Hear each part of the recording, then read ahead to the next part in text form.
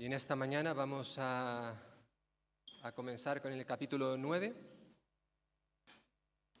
y vamos a leer los primeros 5 versículos. Quisiera recordar, lo he dicho en varias ocasiones, pero es bueno sobre todo porque en estas últimas semanas estamos centrados en los capítulos 8 y 9. Hoy comenzamos con el 9 y recordar que esto que tenemos delante forman una unidad literaria, ¿verdad?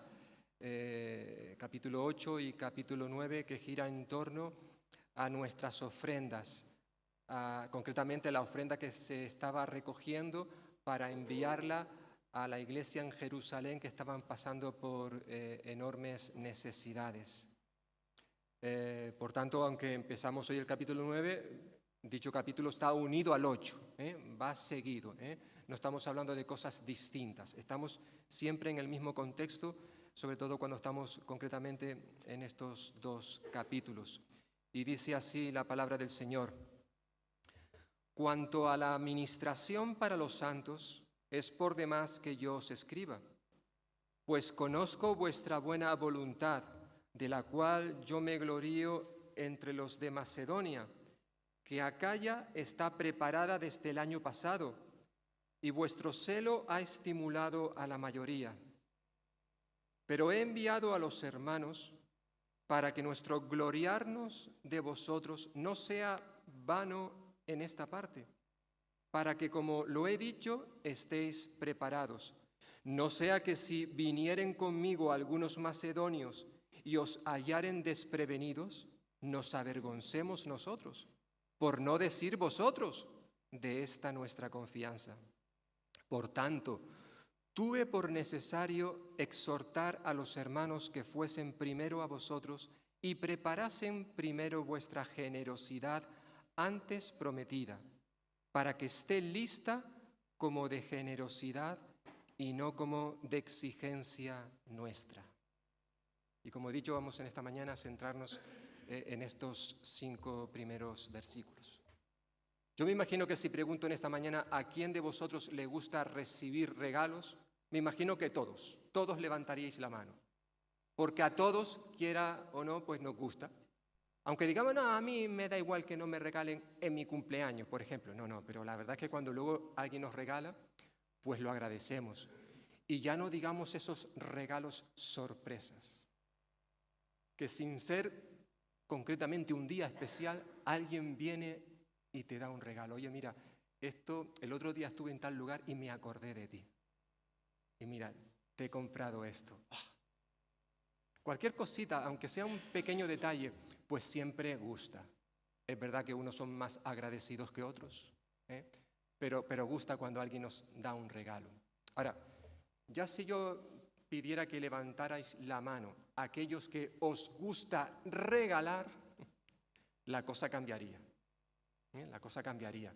Porque eso de organizarse, eso de planificar, eso, la próxima semana es el cumpleaños de mi mujer, ¿qué le regalo que todavía no le he comprado nada? Y ya no digamos si nos acercamos a las Navidades, que son fechas donde, por regla general, se suelen hacer regalitos, ¿verdad? Y se van pasando los días y que no he comprado nada. Y la verdad que regalar a alguien, eso a veces produce cierta tensión, cierta presión en nuestras vidas. Todos somos conscientes de que vivimos en una sociedad multicultural, donde hay muchas culturas. E incluso si hablamos en el aspecto eclesial, como iglesia, aquí en esta mañana hay hermanos y hermanas que procedemos de diferentes lugares. Por tanto, hay diferentes culturas. E incluso en cada cultura hay otras culturas. En la sociedad, por ejemplo, en la cual vivimos, está la cultura de los regalos. Como ya he estado haciendo mención, ¿verdad?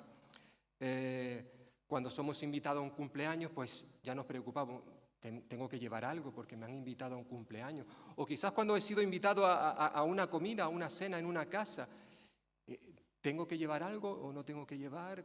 ¿Cuál es el protocolo? ¿Cuáles son las normas en cuanto en este lugar donde estamos? Voy a visitar a alguien que han tenido recientemente un bebé. ¿Tendría que llevarle un regalo o no hace falta? Y ya no digamos cuando hablamos de las bodas, cuando se acerca una boda o cuando nos han invitado a una boda, porque bien sabemos que existe una ley protocolaria no escrita que nos dice cómo hemos de actuar. Y aquí hay hermanos y hermanas que vienen de diferentes países y algunos me han preguntado, oye, ¿cómo funciona aquí en España esto de las bodas? Yo recuerdo hace muchos años, jovencito, que yo era muy inocente en ciertas cosas. Y yo pensaba que cuando alguien te invitaba a una boda, pues ibas a la boda y ya está, ¿no? Bueno, más que la boda, el convite, porque a una boda, la ceremonia, el acto del casamiento suele ser un acto cúltico dentro de nuestras iglesias, bueno, sobre todo antiguamente porque se hacían el acto dentro del local. Hoy en día ya pues la cosa ha cambiado mucho en diferentes lugares, ¿verdad? Pero se hacía un acto cúltico y todos podían asistir, pero luego algunos podían ir al convite. Y claro, eso de ir al convite implica que uno pues tiene que aportar un dinero, un regalo. Ese dinero va en base a cómo esté el cubierto. Y dependiendo cómo esté el cubierto, pues yo tengo que dar un dinero. Y además la idea es que yo pueda dar un poquito más para que los novios no solamente puedan celebrar esa comida, sino además luego puedan hacer otras cosas. Se pueden ir de viaje, etcétera, etcétera, ¿vale? Hay unas normas. Y ya no digamos si somos un poquito tiquismiquis y voy a una boda y claro, yo no puedo ir con el traje que fui a la boda del año pasado, no, tengo que ir con un nuevo traje, un nuevo vestido, nuevos zapatos. ¡Wow! Yo he estado con gente en una conversación que me han dicho, oh, tengo dentro de 2 meses una boda. Y te lo dicen con una cara de tristeza, de dolor. Es un acontecimiento para estar alegres, pero no, están tristes, porque resulta que no era la primera boda del año, era la segunda, la tercera boda. Y claro, ir a una boda implica un desembolso económico muy grande. Por eso esto de regalar a veces duele. A veces lo hacemos porque no nos queda más remedio. Es un acto de obligación. Pero obviamente yo creo que a todos nos gustaría que cuando alguien nos regala algo, sea lo que sea, que ese regalo fuera porque esa persona ha tenido en su corazón un amor especial hacia mí que me ha regalado esto o aquello. No queremos que nadie nos regale algo por obligación, por presión o por complacencia para esa persona. No, queremos que ese regalo salga de un corazón lleno de amor. Ya hemos dicho que estos 2 capítulos de 2 de Corintios, capítulo 8 y 9, giran en torno al dinero, a las ofrendas, a los regalos que Dios quiere que también tú y yo podamos hacer hacia aquellos que están más necesitados. El apóstol Pablo había comenzado el capítulo 8, ya vimos en su momento, en cierta forma, diciéndole a los corintios, ¿habéis visto cómo han ofrendado los macedonios? ¿Os habéis dado cuenta qué generosos, qué bondadosos? Ellos son un ejemplo para nosotros, los macedonios. Ahora el capítulo 9, los primeros 5 versículos, Pablo dice algo parecido pero algo diferente. En cierta forma le está diciendo que ahora son los macedonios, los corintios, los que son un ejemplo para las iglesias de Macedonia. Porque los corintios también estaban participando, o al menos se habían comprometido desde el año pasado a participar también con sus ofrendas. Ahora en estos versículos que hemos leído en esta mañana, Pablo quiere exhortar a esta iglesia, a los corintios, a que no le dejen en mal lugar. Vosotros os habéis comprometido a participar. Yo ya lo he estado diciendo por todos los lados, especialmente en las iglesias de Macedonia, he estado diciendo que los corintios son unos hermanos, tienen sus cositas, pero se han comprometido también a ser generosos con sus ofrendas. Por tanto, os pido por favor que no me avergoncéis. Utiliza ese verbo en este pasaje, lo vamos a ver ahora.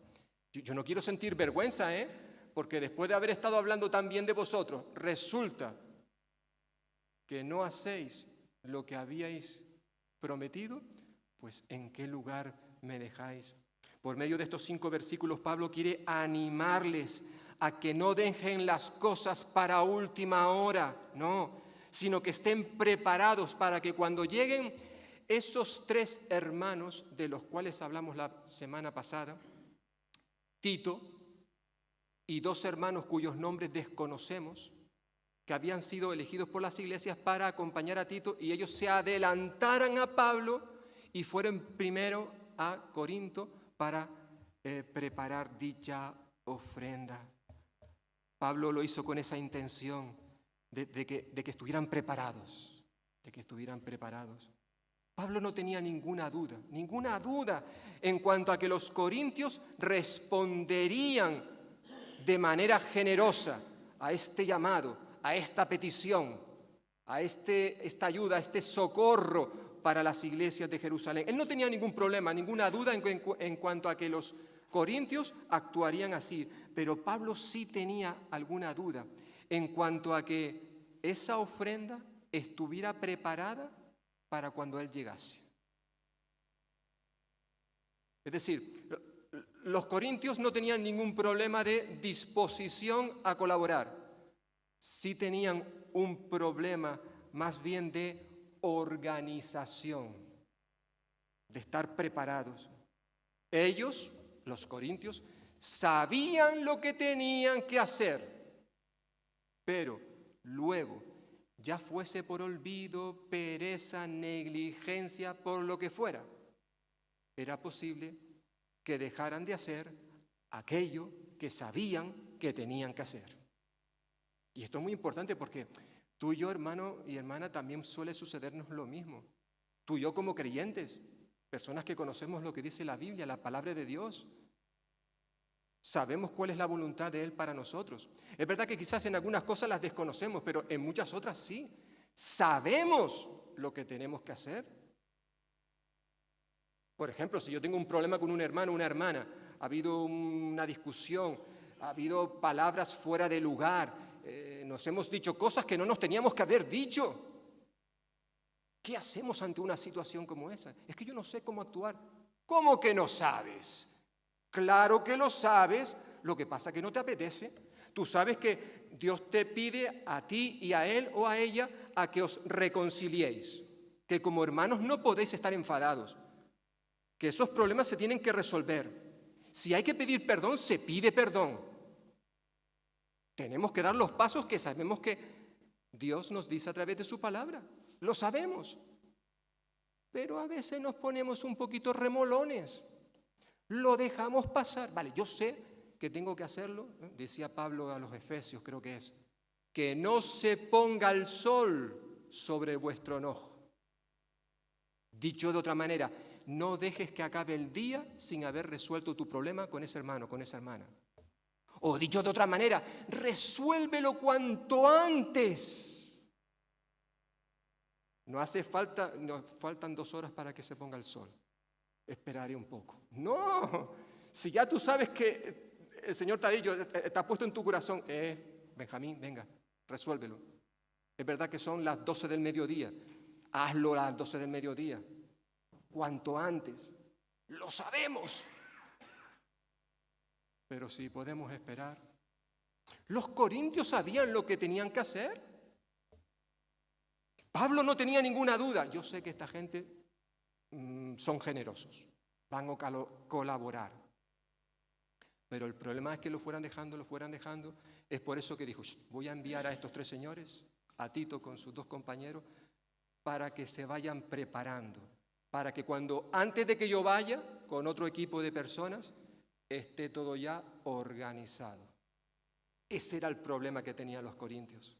Por tanto, Pablo quiere destacar 5 cosas en estos 5 versículos que hemos leído. Por un lado, 2 cosas que los corintios sí tenían. Y por otro lado, 3 cosas que no tenían y que Pablo les anima a que pudieran reflejarlas en sus vidas. En primer lugar, los corintios sí tenían información. Versículo 1.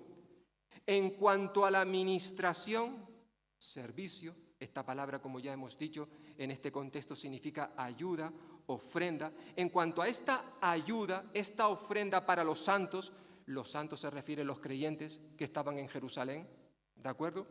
Es por demás que yo os escriba, dice otra versión, realmente no es necesario, no hace falta que os escriba referente a este asunto, porque ya les había escrito, ya les había dicho lo que él tenía que haberle dicho, ellos lo sabían. Pablo ya les había hablado acerca de este tema, además le había enviado o le iba a enviar a unos hermanos para que llevasen incluso más información acerca de este proyecto, esta ofrenda que se estaba recogiendo. Por tanto, no era necesario que siguiera escribiendo, insistiendo, machacando a la gente sobre el mismo asunto. No. Aunque es cierto que va a seguir hablando, pero más bien en cuanto a la organización, porque de eso se trata, ¿verdad? No era necesario. Sobraba ya la información. Ellos lo sabían. Pero, como bien sabemos, a veces aunque uno tenga una información, aunque algunos sepan lo que tienen que hacer, pues aún así necesitan seguir escuchando esas verdades. Sobre todo cuando se tratan de la palabra de Dios. En más de una ocasión he escuchado a hermanos decir, bueno, es que yo eso ya lo he escuchado tantas veces en la iglesia. Bueno, no está mal, no pasa nada. Volverlo a escuchar una vez más. Y si es necesario, una vez más y una vez más. Hasta que el Señor venga, tenemos que seguir acercándonos a la palabra y aunque tengamos que repetir ciertas cosas, pues se hace. Es interesante cuando el Señor está a punto de introducir a su pueblo en la tierra prometida. Le había dado unas normas, unas leyes a Moisés para que la impartiera al pueblo. Y recordaremos aquellas palabras en Deuteronomio capítulo 6, cuando el Señor le dijo, mira, tú tienes que tener en cuenta esto o transmitírselo al pueblo. Los mandamientos que yo quiero para ellos. Amarás al Señor tu Dios de todo corazón y de toda tu alma y con todas tus fuerzas. Fijaos, y estas palabras que yo te mando hoy estarán sobre tu corazón. Y escuchad. Y las repetirás a tus hijos y hablarás de ellas estando en tu casa y andando por el camino y al acostarte y cuando te levantes, y las atarás como una señal en tu mano y estarán como frontales entre tus ojos y las escribirás en los postes de tu casa y en tus puertas. Es decir, ellos continuamente, cada día, independientemente de lo que estuvieran haciendo, ellos tenían que vivir transmitiendo esa palabra. No era cuestión de repetir vanas repeticiones. Un padre se sentaba con su hijo, venga, te voy a repetir lo que dice la Biblia. No, obviamente eso se hacía también, claro que sí, se enseñaba la ley, pero en cierta forma era un estilo de vida de lo que el Señor le está diciendo aquí a su pueblo. Pero fijaos la importancia de repetir a cualquier hora del día. Papá, yo esto ya lo conozco, da igual, hijo mío. Sigue aprendiendo, sigue escuchando. Cuanto más las conozcas, eso llenará más tu vida. A veces es necesario repetir las cosas porque somos conscientes de que tenemos una mente que olvida las cosas. Dentro de un ratito vamos a celebrar la mesa del Señor participando de estos símbolos. Y el Señor instituyó esta mesa precisamente para que hiciéramos memoria, para que no olvidáramos lo que Él había hecho por nosotros. Pero era necesario esta repetición domingo tras domingo. Lo hacemos aquí en esta iglesia, hoy hay otras iglesias que lo hacen pues a lo mejor una vez al mes o cada 6 meses. Pero es necesario, si ya lo conocemos, sabemos lo que hizo el Señor por nosotros. Pero aún así, su palabra nos exhorta a que cada vez que nos reunamos podamos tomar del pan y del vino haciendo memoria, trayendo a nuestras mentes lo que sucedió en aquella cruz del Calvario, porque el Señor sabe que somos hombres y mujeres olvidadizos. Los corintios tenían información. Pablo dice, bueno, yo tampoco sería algo pesado volver a decir lo mismo, pero aún así lo está haciendo de manera implícita, ¿verdad? Información tenían en primer lugar. En segundo lugar, tenían disposición. Versículo 2.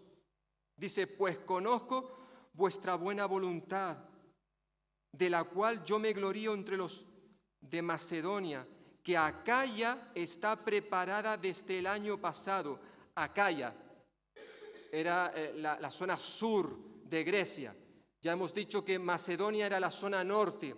Allí habían iglesias como la iglesia de Berea, la iglesia de Tesalónica, la iglesia de Filipos, y en la provincia del sur, Acaya, entre otras, la principal era la iglesia de Corinto.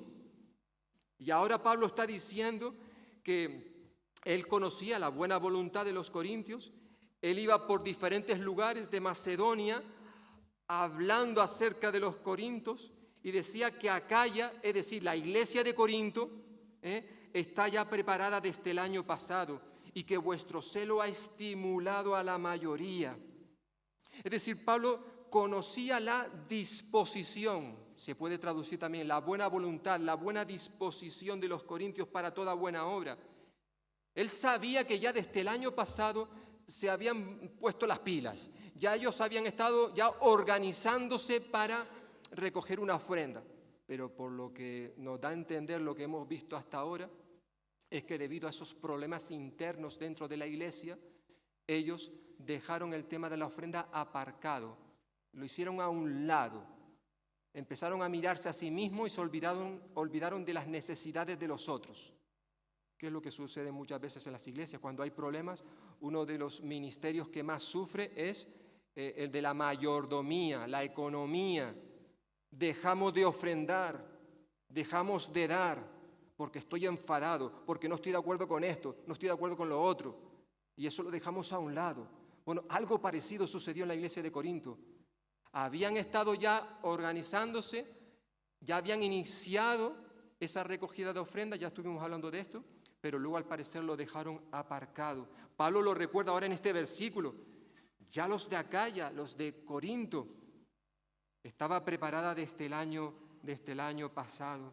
Y ahora Pablo quiere que ellos por fin den evidencia, frutos visibles de que realmente se habían arrepentido. Porque cuando uno se arrepiente de forma genuina, da evidencias, hay frutos en su vida que demuestran ese cambio. Vosotros, hermanos y hermanas de Corinto, ¿habéis cambiado? Demostrarlo. No solamente con buenas intenciones, sino con acciones. Comenzad ya a hacer esto.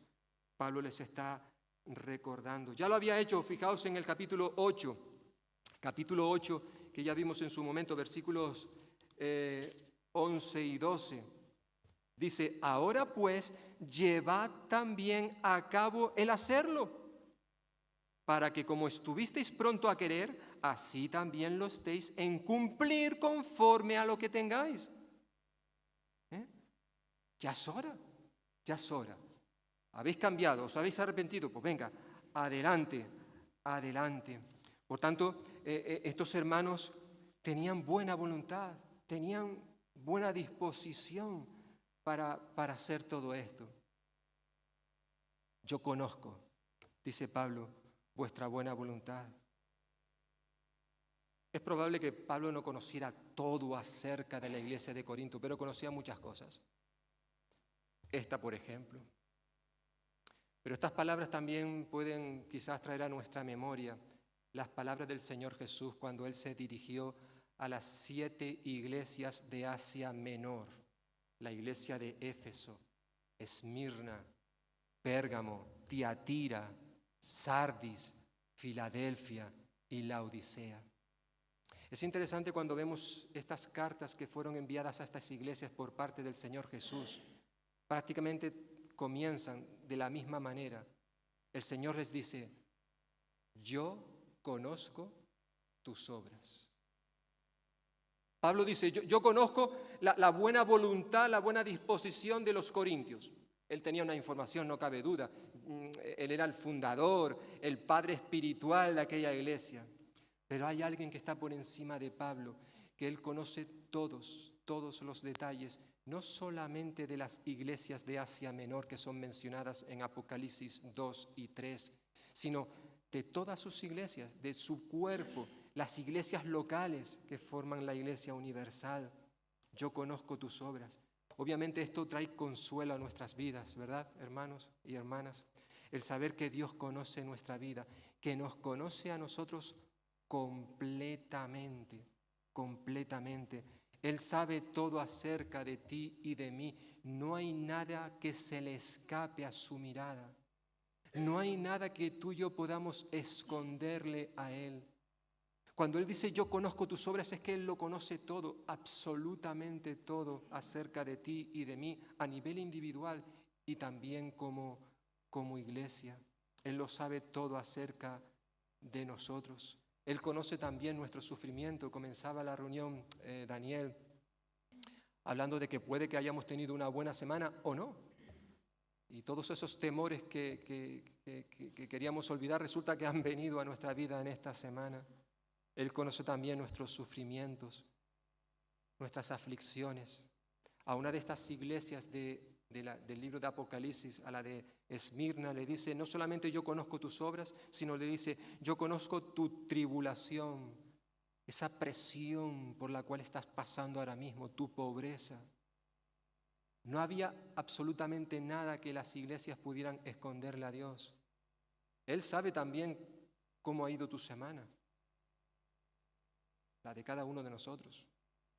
Puede que haya ocurrido algo en tu vida en estos últimos días que solo tú conoces, porque no se lo ha dicho ni siquiera a tu cónyuge, ni a tus hijos o a tus padres. No se lo ha dicho a nadie.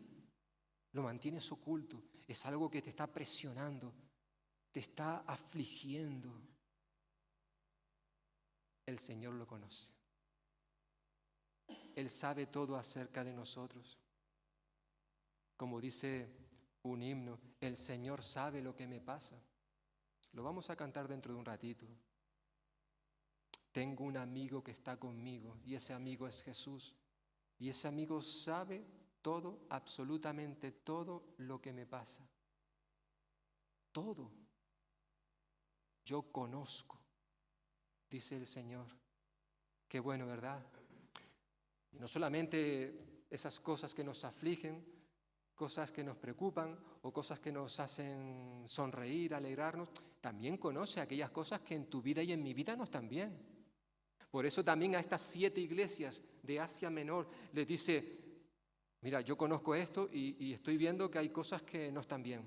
Por eso dice, tengo contra ti algo. Cambia. El Señor va señalando, mira, hay esto, cambia. Arrepiéntete. A la iglesia de Éfeso le dice, mira, tengo algo contra ti y es que has dejado tu primer amor. Tú no tienes aquello que tenías al principio. Cambia, arrepiéntete, porque si no lo haces, van a venir consecuencias.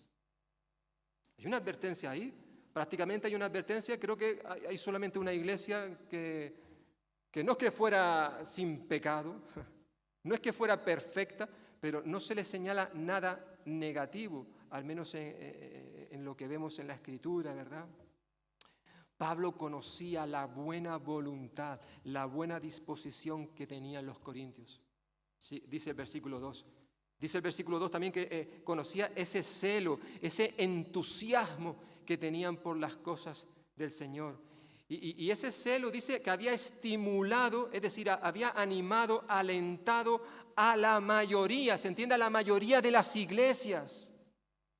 En cierta forma, Corinto, la iglesia de Corinto, a pesar de todos sus puntos negros que tenían, de todas sus deficiencias, que ya las vimos muchas de ellas en la primera carta, a pesar de todo eso, obviamente ellos en cierta medida estaban haciendo lo que pedía el autor de la epístola a los Hebreos, capítulo 10, versículo 24, cuando dice que nos debemos preocupar los unos por los otros, a fin con el propósito de estimularnos al amor y a las buenas obras. Y es esto lo que estaba haciendo la iglesia de Corinto. A pesar de que sí, dijeron que iban a ofrendar, luego pararon y tenían muchas cosas que no nos gustan de ellos, pero estaban siendo de ánimos, de aliento para otras iglesias. Qué bueno, ¿verdad? Pero Pablo, a pesar de esta buena disposición, y los elogia por ello, sin embargo, los corintios necesitaban un empujón para estar preparados para cuando Pablo llegase a recoger la ofrenda. Por tanto, si en primer lugar señala dos cosas positivas que podríamos decir de la iglesia de Corinto, que tenían información y tenían disposición, hay tres cosas que Pablo echaba en falta.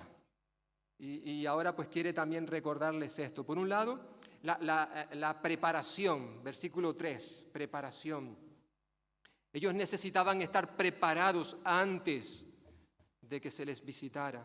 Versículo 3 dice, pero he enviado a los hermanos, de esos ya hablamos en los versículos anteriores, la semana pasada, he enviado a los hermanos para que nuestro gloriarnos de vosotros no sea en vano en esta parte, para que como lo he dicho, estéis preparados. Aunque vuelvo a repetir, Pablo sabía que esta iglesia tenía suficiente información y además disposición para hacer las cosas. Sin embargo, Pablo vio la importancia de exhortarles para que estuvieran preparados antes de que llegasen esos delegados que habían sido enviados para recoger la ofrenda. Es porque Pablo conocía a los corintios, que él sabía que estos hermanos fácilmente podrían dormirse en los laureles, como solemos decir. Era posible que dejaran las cosas para más tarde, para otro día, y al final, ¿qué es lo que sucedía? Pues que las cosas no se realizaban. Y ya Pablo había manifestado que se sentía orgulloso de ellos. Lo iba compartiendo por otras iglesias, lo dice en este versículo también. Pero para no tener que sufrir una decepción, un fracaso, les escribe para que cuanto antes se preparen para que no les pille el toro. Es por eso que les envió a estos tres hermanos para organizarse, para que todo estuviera listo. Hemos visto en el versículo anterior, para que estuvieran listos, que puedan ser un buen ejemplo para otras iglesias. Si los corintios realmente se habían arrepentido, como ellos al parecer manifestaron de su mala conducta, si se habían comprometido a retomar esa ayuda, esa recogida de ofrenda para enviarla a los necesitados, no podían demorarse. Debían demostrar con frutos visibles que realmente formaban parte de un cuerpo, el cuerpo de Cristo. Si tú dices, yo me comprometo, yo estoy de acuerdo con esto, lo vamos a hacer, hay que hacerlo, hay que hacerlo. Es triste cuando hay hermanos y hermanas que, yo creo que nos pasa a todos, estamos convencidos de que la oración es necesaria para la vida de la iglesia. No solamente la oración individual, sino también la oración eclesial, comunitaria. Todos estamos de acuerdo en la importancia de los cultos que tenemos los domingos, los cultos que tenemos los jueves. Si eres joven y eres un hijo, una hija de Dios, cuando hay reunión los sábados. Y creemos en la importancia de congregarnos como iglesia, estar tiempo juntos. Pero a pesar de que lo creemos y lo apoyamos, y a veces hasta lo manifestamos con nuestros labios, de que nos comprometemos a esto, luego resulta que no lo hacemos. Por ejemplo, estoy de acuerdo con el culto de oración, pero yo no voy. Y no voy porque no quiero ir. No es porque hay una causa de fuerza mayor que me impida estar allí. No voy porque no quiero. Es importante, lo reconozco, pero no voy. Yo oro en mi casa, no necesito estar con otros hermanos. Ya, pero eso no es lo que enseña la Biblia. Todo lo contrario, tenemos que estar dispuestos.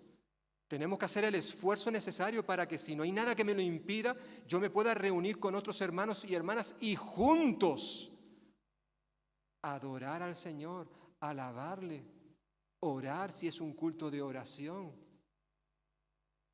Por tanto, Pablo exhorta a los corintios, si vosotros realmente os habéis comprometido, os habéis arrepentido de vuestro comportamiento y ahora queréis retomar vuestro compromiso, pues que se note, que se vea. Para eso he enviado a estos hermanos, versículo 3, para que estéis preparados. Por tanto, este elemento hacía falta recordarlo en la iglesia de Corinto. Hay un segundo elemento y es el de la protección, el de la conservación. ¿De qué? Pues del buen testimonio, de la reputación de la iglesia. Los corintios tenían que velar por esto, como tú y yo, hermanos y hermanas, tenemos que también velar por la buena reputación de esta iglesia. ¿Cómo? A través de nuestro testimonio, de nuestro ejemplo. Versículo 4. No sea que si vinieren conmigo algunos macedonios y os hallaren desprevenidos, nos avergoncemos nosotros, por no decir vosotros, de esta nuestra confianza. Cuando Pablo estaba escribiendo esta carta, la segunda carta a los Corintios, él se encontraba en Macedonia. En Macedonia. Su intención era viajar a Corinto, obviamente para encontrarse con los hermanos y hermanas a los cuales tanto amaba, pero también su propósito era el de pasar por Corinto para recoger una ofrenda generosa que los corintios estaban preparando para enviarla a Jerusalén. Pero antes de viajar a Corinto, Pablo envió a estos dos hermanos, a estos tres hermanos que ya hemos mencionado, para que estuviera todo preparado y no cogiese a la iglesia desprevenida, dice versículo 4 que hemos leído. Pablo pensaba ir con algunos macedonios. ¿Para qué? Para que no hallaran a la iglesia de Corinto desprevenida en este proyecto. Pablo en este momento no sabía, por eso dice el versículo, no sea que si vinieren conmigo, no lo tenía seguro. Bueno, luego evidentemente cuando leemos Hechos de los Apóstoles, capítulo 20, versículo 4, descubrimos que sí, al final hubo un grupo de personas que acompañó a Pablo y entre ellos habían tres que eran de Macedonia. Estaba Sópater de Berea, Hechos 24, de Berea, Berea es Macedonia, y estaba también Aristarco y Segundo, dos hermanos que eran de Tesalónica, Macedonia. Por tanto, al final sí le acompañaron un grupo de hermanos.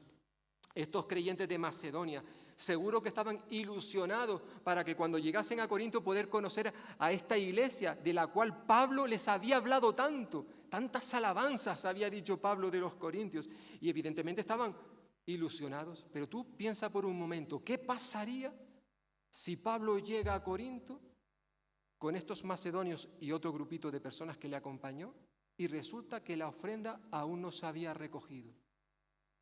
¡Wow! ¡Qué vergüenza! Se echarían las manos a la cabeza. Y Pablo lo dice, versículo 4, para que no nos avergoncemos, porque si llegamos y resulta que aún no estáis preparados, nos avergonzaremos. Bueno, Pablo no se tenía que avergonzar, los que se tenían que avergonzar eran los corintios, pero Pablo también se pone ahí por medio. Eso también traería vergüenza a nuestra propia vida, decepción y pérdida de confianza. Versículo 4 que estamos leyendo. Qué triste, ¿verdad? Cuando hay hermanos y hermanas que han dado su palabra para realizar una obra, un ministerio, un trabajo. Se han comprometido a hacerlo, pero luego, ya sea por negligencia, por pereza, por olvido, por descuido, por lo que sea, resulta que dejan de hacer aquello para lo cual habían dado su palabra.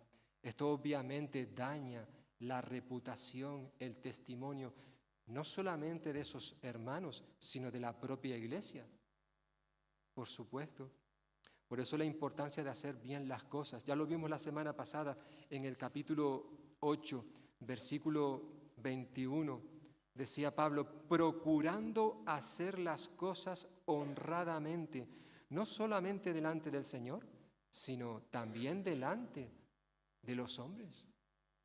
Porque la gente nos está observando, nos está escudriñando, están atento a ver cuándo nos resbalamos, cuándo tropezamos, para enseguida caer sobre nosotros. Lo sabemos. Y eso va a ocurrir. A veces sin hacer nada malo ya nos critican. Pero obviamente cuando hacemos algo que no es correcto, peor la situación, ¿verdad? Personas que dan su palabra y luego hacen que la iglesia sufra vergüenza. Qué triste cuando eso ocurre.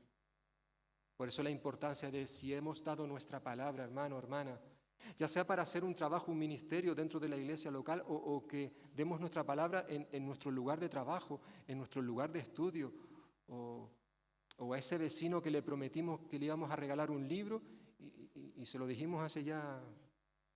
Y todavía, cada vez que lo veo, ay, me acuerdo que te tengo que regalar un libro. Y pasa el tiempo y el tiempo. Y que te tengo que regalar un libro. No.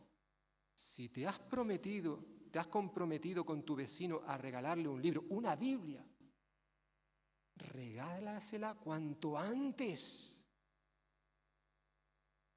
A veces faltamos en esto. Qué triste, ¿verdad? Los cristianos hemos de esforzarnos para que cada día podamos ser dignos, decía Pablo a Tito en su carta, Tito 2:10, que seamos dignos de toda confianza, para que en todo hagamos honor a la enseñanza de Dios nuestro Salvador. Cuando tú y yo cumplimos con nuestra palabra, estamos dando honor, gloria a nuestro Dios y a nuestro Salvador, el Señor Jesucristo. Por tanto, los corintios tenían que tener en cuenta este elemento, la preparación, la protección, la preservación o la conservación del buen testimonio. Y por último, tenían que tener en cuenta la importancia de la planificación. Versículo 5. Dice, por tanto, tuve por necesario exhortar a los hermanos. Se está refiriendo nuevamente, estamos hablando aquí de esos 3 hermanos de los que ya hablamos la semana pasada. Tuve por necesario exhortar, rogarle a los hermanos que fuesen primero a vosotros y preparasen primero vuestra generosidad antes prometida. ¿Para qué? Para que esté lista como de generosidad y no como de exigencia nuestra. Es interesante que la palabra que aparece aquí 2 veces, generosidad, literalmente es bendición. Es decir, Pablo consideraba aquella ofrenda una bendición. Ojo, no solamente es una bendición para aquellas personas que la van a recibir, en este caso la iglesia de Jerusalén, sino también es una bendición para aquellos que van a ofrendar. Ofrendar de corazón es un acto que se hace por amor y no por obligación, hemos dicho en más de una ocasión. Y este acto de dar lo llama Pablo una bendición.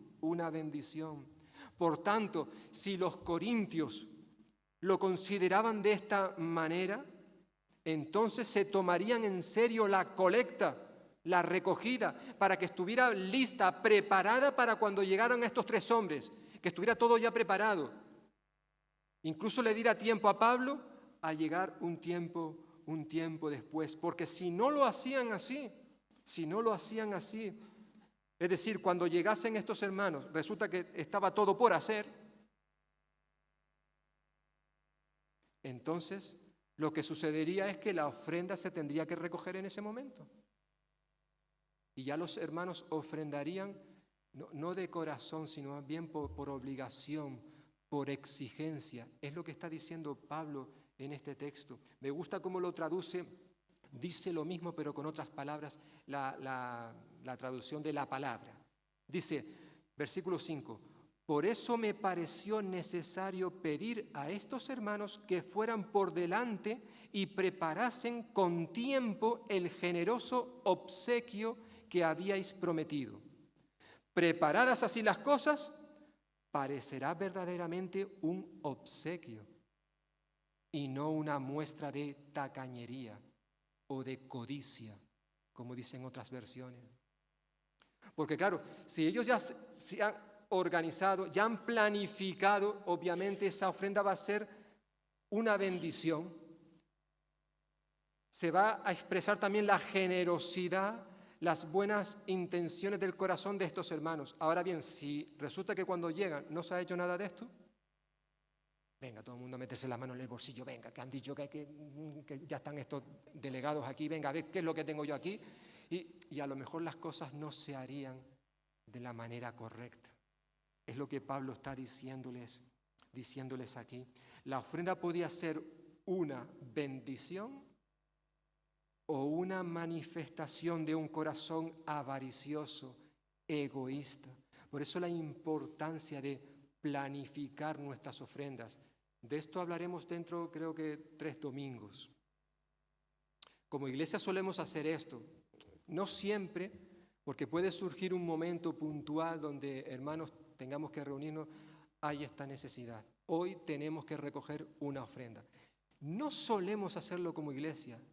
Lo que sí solemos hacer, y ya lo he anunciado al principio, durante este mes vamos a colaborar con el Ministerio de Prisiones, el Ministerio en las Cárceles.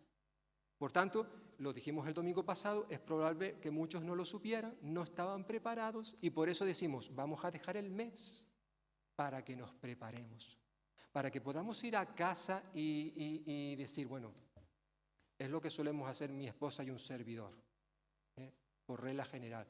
Nos sentamos, bueno, hay una necesidad, este domingo se va a recoger una ofrenda para puertas abiertas, prisiones o para lo que sea.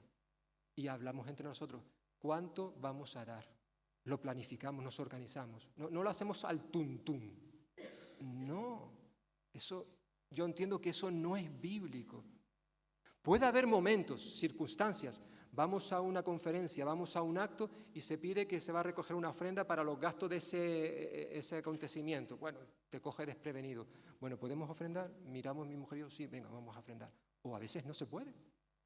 A veces no se puede. Pero la cuestión es que planifiquemos, que no dejemos las cosas al azar, como se suele decir. Es lo que Pablo quiere de estos hermanos. Las palabras de Pablo en este versículo pueden dar la sensación de que él estaba desconfiando de la generosidad de los corintios para dar. Y ya hemos visto que esto no es cierto, no. Más bien, Pablo, aunque estaba convencido, ya lo hemos dicho, de la buena voluntad, de la disposición de estos hermanos, sin embargo, él sabía que ellos carecían de organización. Es por eso que envió primero, dice este versículo, primero envía a estos hermanos, para que estén trabajando ya sobre el terreno. Pablo era consciente, lo sabía, y nosotros también lo sabemos gracias a su primera carta, la primera inspirada, la que conocemos nosotros como Primera de Corintios. Sabemos que esta iglesia era un poquito desastre, algo desordenada. Por eso Pablo dedica en Primera de Corintios capítulo 11 al 14 para hablar de una serie de desórdenes que habían dentro de la iglesia en diferentes áreas, hasta en los mismos cultos. A la hora de celebrar los cultos, que en aquella iglesia al parecer eran de todo menos aburridos. Allí nadie se aburría. Porque era un caos, un desorden. Y por eso Pablo termina el capítulo 14 diciendo que todo se hiciera, hágase todo decentemente y con orden. Decentemente, correctamente y con orden. ¿Por qué? Porque aquello era un desastre. Y es por eso que Pablo no tiene ninguna duda en que van a participar, pero, oye, ¿estarían organizados? Y por eso insiste, lo estamos viendo en esta mañana, insiste una y otra vez. Van a ir estos 3 hermanos. Hacer las cosas bien, no la dejes para última hora. No sea que luego lleguemos y tengamos que sentir vergüenza delante de los macedonios, pues tanto hablar bien de esta gente y mira luego lo que hacen. Por tanto, quiere ser claro, honesto en cuanto a la organización. ¿Por qué? Porque sigue ahí al final del capítulo 14 de 1 Corintios. Dios no es un Dios de confusión, de desorden, sino un Dios de paz. Primera de Corintios capítulo 14, versículo 40, versículo 33. Por eso la importancia, sí, hay buena disponibilidad, buena disposición, buena voluntad, pero eso no es suficiente. Hay que hacer un esfuerzo. Por eso me vino a la mente esas palabras del Señor Jesús, allí en Mateo 26, 41, cuando Él hablando en otro tema, pero que se aplica aquí también, Jesús decía, permaneced despiertos y orad, o velad y orad. ¿Para qué? Para que no caigáis en tentación. El espíritu a la verdad está dispuesto, pero la carne, el cuerpo es débil. Mateo 26, 41. O sea, yo puedo tener disposición, Señor, yo a partir de hoy me voy a comprometer que voy a ser un hijo, una hija más fiel, voy a participar en este ministerio, voy a desarrollar mis dones, yo, Señor, voy a hacer... Y podemos tener esa disposición, buena voluntad, y eso sale de nuestro corazón, nadie lo duda. Pero claro, esto requiere de algo más, si al final voy a hacer esto o aquello. Y hay una lucha muchas veces entre mis deseos y lo que al final hago, porque todo es una cuestión de decisión, de voluntad. Porque este cuerpo es débil, dice el Señor Jesús, la carne es débil. Por eso necesitamos estar despiertos y orar. Señor, ayúdame. Tú sabes que yo en este área de mi vida soy débil. Tú sabes que, aunque tengo muy buenas intenciones, al final luego me quedo a mitad de camino. ¿Cuántas veces, Señor, te he dicho, voy a venir a los cultos de oración? Pero luego, Señor, que tú sabes que a las 7 de la tarde ya tengo el pijama puesto, Señor, y tú sabes qué a gustito se está con ese pijama, Señor, con la calefacción puesta. Y nos cuesta porque nos acomodamos. Pongo un ejemplo, pueden ser otros. Tú y yo sabemos lo que tenemos que hacer. Y ya se lo hemos dicho al Señor, pero hace falta algo más. Hay que ser firmes, hay que ser fuertes. Se requiere de fortaleza mental también.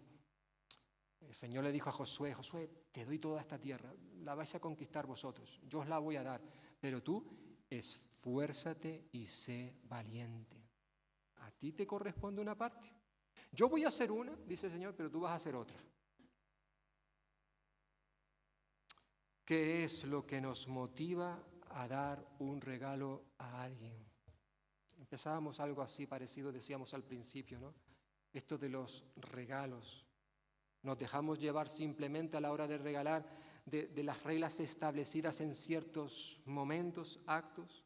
Es decir, regalamos obligados, presionados por la ley protocolaria del momento. Qué pena que hagamos estas cosas, ¿verdad? De esa manera, obligados. Quizás podemos regalar, ofrendar por pura complacencia, por el placer que eso me genera a mí. Hay gente que da dinero precisamente, no porque esté preocupado por las necesidades de otros, sino porque el dar me genera a mí una felicidad. Recuerdo hace unos años en televisión cuando una famosa cantante aquí en España salía de un restaurante, allí estaban los periodistas para sacarle fotos y se acercó un mendigo y le pidió dinero. Y aquella famosa cantante abrió el monedero y sacó no me acuerdo cuánto era, pero sé que era mucho dinero, delante de las cámaras, ahí, toma. Y todos lo vieron. En España todo el mundo lo vio, lo que hizo esta mujer. Qué generosa. Pero ¿realmente ella estaba dando ese dinero porque quería ayudar al necesitado? ¿O era simplemente por notoriedad, por adquirir más fama, para beneficiarse a sí mismo? Porque es posible que tú y yo podamos dar algo, incluso darle algo al Señor, no tanto para que Él reciba la gloria y el honor, no tanto para ayudar a otros, sino realmente para yo poder ser exaltado ante otras personas. El Señor Jesús advirtió de esto de una forma muy clara, especialmente a los escribas y fariseos. Le decía a sus discípulos, guardaos de hacer vuestras justicias delante de los hombres para ser vistos de ellos. De otra manera no tendréis recompensa de vuestro Padre que está en los cielos. Cuando, pues, des limosna, no hagas tocar trompeta delante de ti, como hacen los hipócritas en las sinagogas y en las calles, para ser alabados por los hombres. De verdad os digo que ya tienen su recompensa. O sea, tú haces esto para ser alabado por la gente, para que te aplaude. Bueno, ya tienes tu recompensa, es esa. Ya no vas a recibir más nada. Pero tú y yo, hermanos, cuando regalamos, cuando ofrendamos, ya sea que estemos hablando de cosas materiales, como se nos presenta en este pasaje, dinero, pero también cuando ejercemos nuestro don, nuestro ministerio en la iglesia, cualquier cosa que tú y yo hagamos, le demos al Señor, ya sea de nuestro tiempo, nuestro trabajo, nuestra economía, da igual, cualquier cosa, la tenemos que hacer siempre con el único propósito de honrar, glorificar su nombre, que Él y solo Él sea observado, mirado. Oh, madre mía, en esta persona está Cristo Jesús. Se nota, se nota. Podemos dar por obligación, podemos dar por pura complacencia, pero en este pasaje, en estos versículos que hemos estado viendo, en esta carta, Pablo nos recuerda que lo que realmente nos tiene que motivar a dar, a ofrendar, a regalar a ti, a mí, es el amor, solo el amor. Es por eso que Pablo una y otra vez está enfatizando esto. Ya lo decía en el capítulo 5, versículo 14 que vimos de esta carta. El amor de Cristo me constriñe. O en el capítulo anterior, capítulo 8, decía Pablo que ya conocéis la gracia de nuestro Señor Jesucristo, que por amor a vosotros. Es eso, hermano y hermana, lo que tiene que motivarte a ti y a mí. Amar a los demás como Cristo nos ha amado a nosotros. Fuera de esto, cualquier cosa que hagamos no tiene ningún valor. Si el amor no es el ingrediente principal. Por eso Pablo también en su primera carta a los Corintios, capítulo 13, él decía, si yo hablo lenguas humanas y angélicas, si yo hago esto, si yo hago lo otro, incluso doy mi dinero para alimentar a los pobres, si yo hago todas estas cosas, por muy buenas que sean en sí, pero las hago sin amor, de nada vale lo que yo haya hecho o lo que yo haya dado. De nada vale. Y luego expresa lo que es el amor. Que el Señor nos ayude, sobre todo antes de que podamos como creyentes, como iglesia, participar de esta mesa, porque esta mesa nos habla precisamente del amor de Cristo. De tal manera amó Dios al mundo que envió a su Hijo Cristo Jesús para que éste muriese en una cruz por ti y por mí, para que ahora todo aquel que en él cree no se pierda, sino que tenga vida eterna. Amigo y amiga que estás aquí en esta mañana, o que nos puedas ver a través de las redes, Jesús te ama. Es el mejor amigo que podemos tener, y Él quiere ser tu amigo si tú se lo permites en esta mañana. Ven a Él con tus problemas, con tus cargas, tus preocupaciones, tus pecados. Él los conoce. Todo, lo vamos a cantar dentro de un momento. Él conoce todo lo que nos pasa, tanto si somos creyentes como si no lo somos. Él conoce nuestra vida y porque nos conoce, Él quiere tener un encuentro con nosotros, quiere salvarnos, quiere declararnos justos, quiere darnos esperanza. Él quiere darnos todo lo que necesitamos para vivir una vida llena de plenitud, pero esa vida solo la podemos encontrar en Cristo Jesús, el cual, por amor a nosotros, se hizo pobre siendo rico. Y ahora quiere enriquecernos a ti y a mí por medio de su pobreza. Pues que el Señor bendiga su palabra en cada uno de nosotros.